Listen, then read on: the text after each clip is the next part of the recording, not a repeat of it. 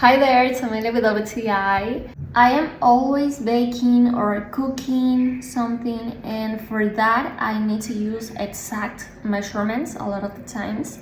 That's why I use this measuring cup a lot. This is the Pyrex Prepware measuring cup.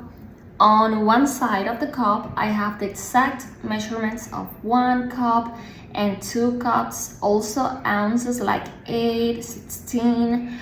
On the other side of the cup are the exact measurements in milliliters. The cup is easy to clean and it is easy to read the numbers as they are in red. It is also made of a strong material and you can pour hot or cold liquids into it. In case I want to melt butter or chocolate, I can do it using this cup as it is microwavable.